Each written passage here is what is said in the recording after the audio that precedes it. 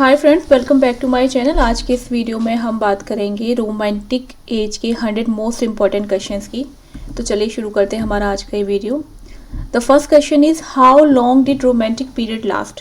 Romantic period के अगर time Spain की बात करें तो ये 1798 से शुरू होके 1850 तक जो है इसका टाइम माना जाता है। वैसे तो 1837 से विक्टोरियन एरा स्टार्ट हो गई थी, लेकिन फिर भी विक्टोरियन एरा स्टार्ट होने के बाद भी रोमांटिक जो एज थी उसका इन्फ्लुएंस देखने को मिलता था। सो अगर हम टाइम स्पेन की बात करें तो ये पीरियड जो है 1850 तक चला है। What arts did romanticism affect. Arts की अगर बात करें तो visual art, music and literature, इन सबको इफेक्ट किया है रोमांटिसिज्म ने। What kind of literature did romantics rebel against. Romantic poets और राइटर्स की अगर बात करें तो वो लोग जो न्यू क्लासिकल लिटरेचर की आर्टिफिशियलिटी थी उसके अगेंस्ट थे। Which figure of speeches are wisely used by romantic. Political devices की बात करें तो आप देखेंगे रोमांटिक पोइट्स ने सबसे ज़्यादा यूज़ किया है पर्सोनिफिकेशन का, क्योंकि most of the Romantics poems में आपको नेचर देखने को मिलेगी और नेचर को पर्सोनिफाइड किया हुआ है। इस तरीके के एग्जाम्पल्स आपको देखने को मिलेंगे। और pathetic fellas, these are two poetical devices that are dominantly used by romantic poets and writers in their works. Romanticism is characterized by 5 I's. Which are they? 5 I's जो है वो क्या है? Imagination, intuition, idealism, inspiration and individuality. ये 5 I's है, ये 5 points हैं जिनको कि हम एक तरीके से कैरेक्टरिस्टिक्स बोल सकते हैं रोमांटिक पोइट्री की। इनको डिटेल में अगर आप समझना चाहते हैं तो मेरा next video complete analysis of romantic era आप देख सकते हैं, उसका लिंक मैं डिस्क्रिप्शन में आपको दे दूंगी, जिसमें मैंने रोमांटिक एज को कंप्लीटली डिस्क्राइब किया है और बहुत सारे नए नए पॉइंट्स आपको उसमें देखने को मिलेंगे। ठीक है, आगे बढ़ते हैं। Romantics thought that the beauty of nature was a path to. Romantics सोचते थे कि ये जो ब्यूटी ऑफ नेचर है that is a part to spiritual enlightenment. Who created the term romantic period.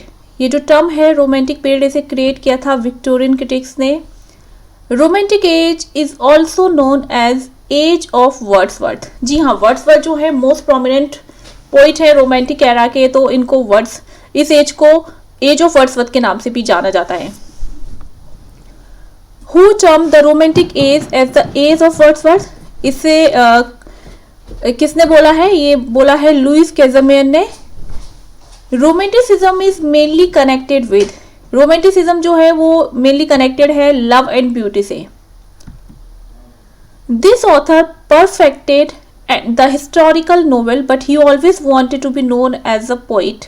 Romantic era के ऐसे ऑथर की बात हो रही है यहाँ पे जिन्होंने बहुत अच्छे हिस्टोरिकल नोवेल्स लिखे हैं, but he wanted to be known as a poet. तो यहाँ पे हम बात कर रहे हैं सर वॉल्टर स्कॉट की। Why is the year 1837 taken as the closing year of the romantic period and beginning of the Victorian age. Closing of romantic period जो है हम ये 1837 को इसलिए बोल सकते हैं because in 1837 queen Victoria succeeded to the throne in this year. So Victorian era जो थी उसकी स्टार्टिंग हो जाती है, पर जैसा कि मैंने आपको स्टार्टिंग में बताया था रोमांटिक एज का जो इन्फ्लुएंस है 1850 तक देखने को मिलता है। The language of romantic poets was simple language ही यूज किए उन्होंने। How would natural supernaturalism be best characterised as a romantic notion introduced by Carlyle. तो नेचर सुपरनेचुरलिज्म जो है इसको कार्लाइल ने कैसे डिस्क्राइब किया है? कार्लाइल कहते हैं कि it is a process by which things that are familiar and thought to be ordinary are made to appear miraculous and new to our eyes. वो कहते हैं कि एक ऐसी प्रोसेस है जिसके थ्रू जो चीज़ें हैं, जो थिंग्स हैं that are familiar and thought to be ordinary, जिनको कि हम बहुत ही कैसा समझ लेते हैं, ऑर्डिनरी समझ लेते हैं। ठीक है, नेचुरल सुपर नेचुरलिज्म के थ्रू वो ऐसे पेश की जाती हैं रीडर्स के सामने जैसे कि बहुत ही शानदार तरीके से, बहुत ही अद्भुत तरीके से पोइट्स उनको हमारे सामने जो है एक तरीके से रखते हैं अपनी पोइम्स के थ्रू। Which romantic poets are called lake poets? Lake poets बोलते हैं वर्ड्सवर्थ, कॉलरेज एंड साउथे को। मेनली ये 3 मेजर पोइट्स है, लेकिन डोरोथी भी रोमांटिक एरा की ही पोइट मानी जाती है, जो कि वर्ड्सवर्थ की सिस्टर थी। इन्होंने भी कई सारी पोइम्स लिखी हैं। और लेक पोइट इनको इसलिए बोला जाता है क्योंकि they are called lake poets because they all belong to lake district, so these are the lake poets of romantic era. The younger group of romantic poetry include, romantic poet जो है इनको हम क्लासिफाइड कर सकते हैं 2 groups में, the first generation and the second generation. ठीक है, तो जो सेकेंड जनरेशन है इसके पोइट्स है Lord Byron, PB Shelley and John Keats. The first generation romantic poets include Wordsworth, Coleridge, Southey and William Blake, who defined imagination as a creative power which colors objects of sense with the mind's own light। ये define किया है S T Coleridge ने। Romantic writings is a work of, romantic writings ये किसने लिखा है? ये लिखा है स्टीफन बायग्रेव ने लिखा है। The romantic age is also known as age of revolution, romantic age को एज ऑफ रेवोल्यूशन भी बोला जाता है। Who called Wordsworth the egotistical sublime? Wordsworth को egotistical sublime किसने कहा है?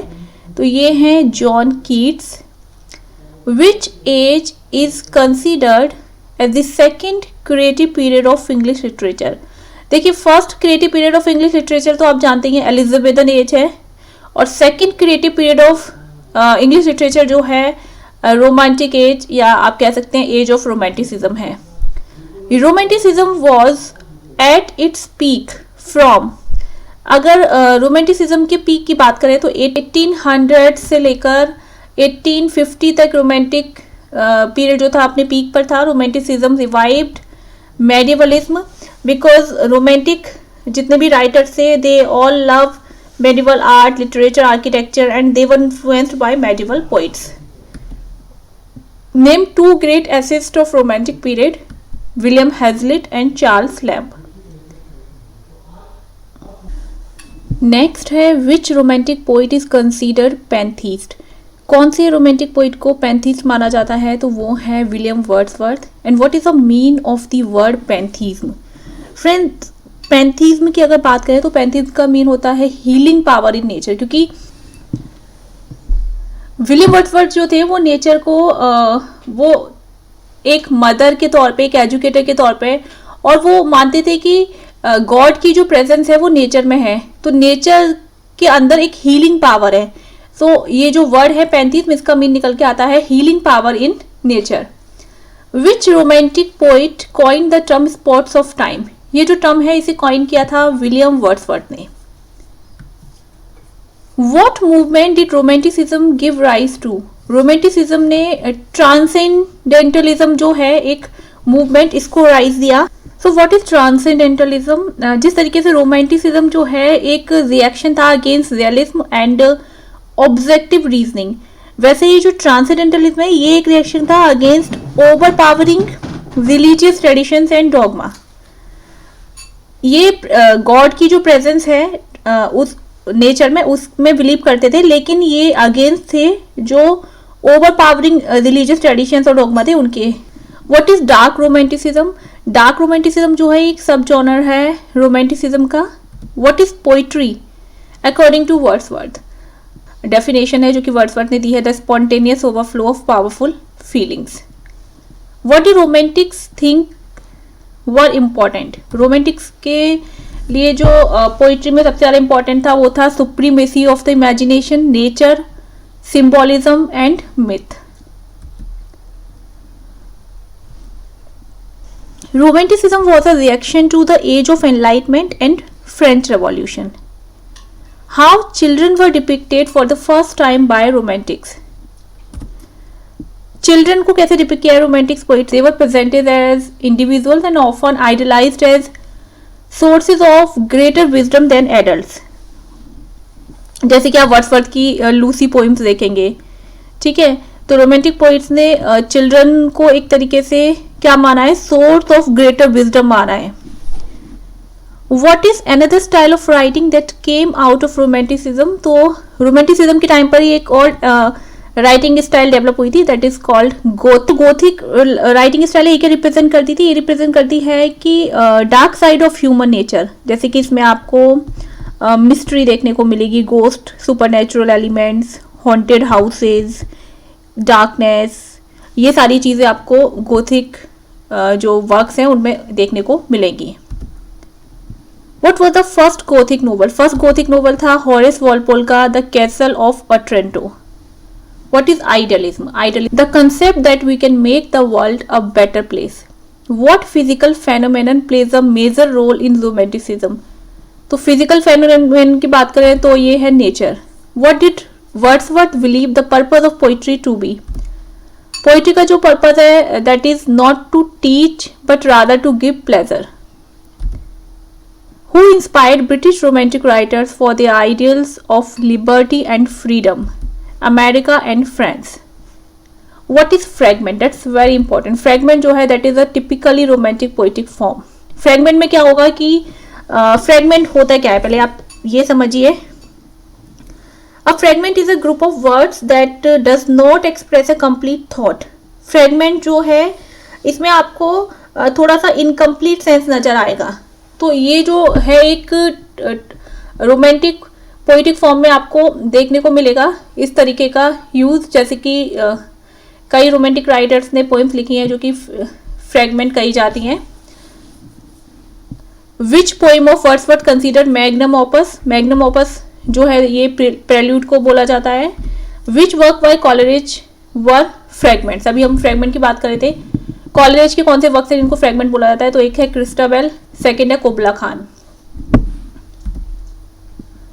Blake's dictum that Milton was a true poet and of the devil's party without knowing it appears in The Marriage of Heaven and Hell. The Prelude of Wordsworth was published in, ये publish हुई थी 1850 में। Friends ये जो prelude है that is called autobiographical poem of Wordsworth and इसकी total 14 books में ये पब्लिश हुई थी। Wordsworth's first published work was Descriptive Sketches, in which chapter of Biographia Literaria does Coleridge make a distinction between fancy and imagination?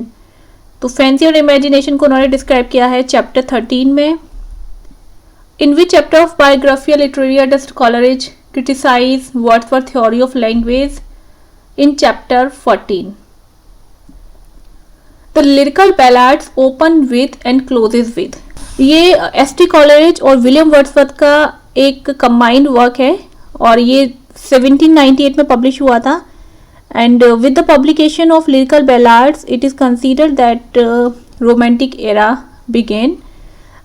Total जो poems हैं इसमें 23 poems हैं, जिसमें से 4 पोइम्स कॉलरिज ने लिखी हैं और 19 पोइम्स जो हैं वो विलियम वर्ड्सवर्थ ने लिखी हैं। तो लिरिकल बैलाड की जो फर्स्ट पोइम है वो है the rhyme of the ancient mariner, जो कि एस.टी. कॉलरिज ने लिखी है, और जो लास्ट पोइम है वो है lines written above Tintern Abbey, ये वर्ड्सवर्थ ने लिखी है। Who is known as Hellenic spirit? John Keats. Who wrote our sweetest songs are those that tell our saddest thoughts, ये बहुत ही पॉपुलर लाइन है पी.बी. शैले की। To which of the poet does the phrase willing suspension of disbelief apply? S.T. Coleridge. Name the novelist whose novels are called Waverley novels. तो romantic era के जो most famous और prominent novelist हैं वो हैं Walter Scott. उनके novels को Waverly novels बोला जाता है। Who said I have a smack of Hamlet myself? Coleridge. This romantic writer used Elia for a pseudonym. He was unusual among the romantics in his preference for the city over the country. तो यहाँ पे बात हो रही है Charles Lamb की। Who is the author of Confessions of an English Opium Eater?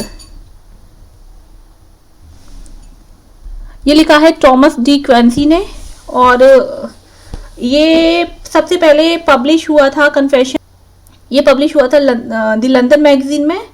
और and the main purpose of this work was to warn the readers of the dangers of opium. Opium जो कि अफीम को बोला जाता है, तो उसकी कंजप्शन से क्या क्या साइड इफ़ेक्ट्स हो सकते हैं, किस तरीके से वो हेल्थ के लिए हार्मफुल हो सकता है, वो एक तरीके से वार्निंग थी रीडर्स के लिए थॉमस डी क्विंसी के द्वारा। Tale from Shakespeare is a work by, ये चार्ल्स लैम और मैरी लैम दोनों ने लिखा है। मैरी लैम चार्ल्स लैम की सिस्टर हैं, और ये एक चिल्ड्रन बुक है जिसमें शेक्सपियर के जो फेमस प्लेज हैं उनको समराइज करके, कंपाइल करके एक बुक में एज अ स्टोरी प्रेजेंट किया गया है चार्ल्स लैम और मैरी लैम के द्वारा। Name the journal to which Southey contributed regularly, तो साउथे जिस मैगजीन से जुड़े हुए थे वो थी the quarterly reviews.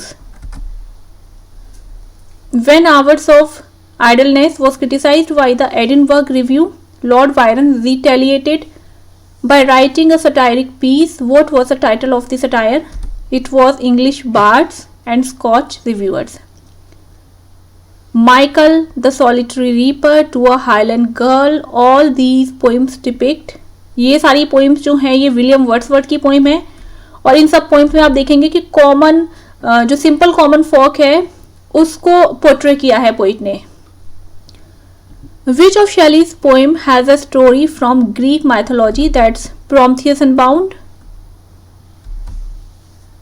S.T. Coleridge is known as poet of supernatural. S.T. Coleridge को poet of supernatural बोला जाता है। जैसे कि फॉर एग्जाम्पल आप उनकी पोएम देखेंगे the rhyme of the ancient mariner, उसमें आपको सुपर नेचुरल एलिमेंट्स देखने को मिलेंगे। Suspension of disbelief is used for the poems of S.T. Coleridge. P.B. Shelley was known as son and singer of revolution. Which romantic poet was not only a great writer but also a great painter? ये हैं William black.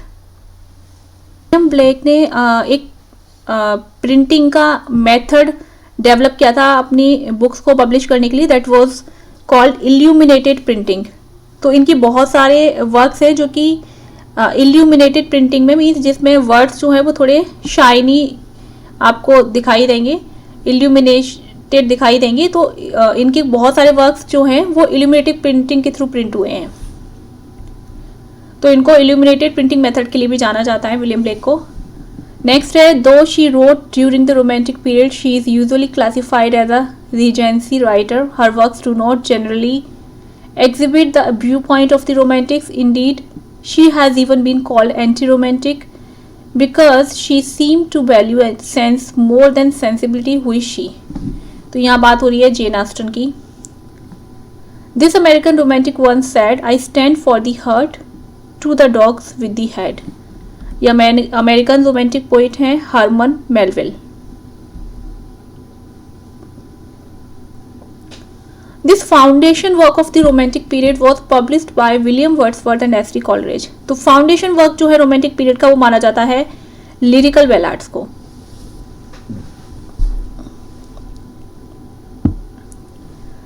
In which poem Wordsworth advises the scholar to make nature his teacher? ये poem है Tables Turned. If winter comes, can spring be far behind? Appears in which of the following poem? That's Ode to the Best Wind. Bliss was it in that dawn to be alive, but to be young was very heaven. These lines are from Wordsworth, refers to French Revolution. Wordsworth की poem की एक line है जो कि refer करती है French Revolution को। Don Juan is a work of Lord Byron who wrote the life of Nelson. तो हिस्टोरिकल वर्क्स के लिए वॉल्टर स्कॉट को जाना जाता है। Life of Nelson is also penned down by him. The collection of the Lake and Lake Poets is a work by Thomas T. Quincy. Who held 3 inches of ivory as an appropriate canvas for a novelist? She is Jane Austen. Who considered 3 or 4 families in a country place as an ideal subject for the novel? Jane Austen. Who claimed that poets are the acknowledged legislature of the world? P.B. Shelley. Which early romantic poet is called a Plowman poet? किस early poet को, romantic poet को Plowman poet बोला जाता है? तो ये है Robert Burns. और इनको प्लोमैन पोइट क्यों कहा जाता है friends? Because he was the son of a tenant farmer, और ये स्कॉटलैंड के पोइट हैं, और इनिशियल ईयर्स में ये फार्मिंग के साथ साथ में अपने वर्सेस को भी कंपोज किया करते थे।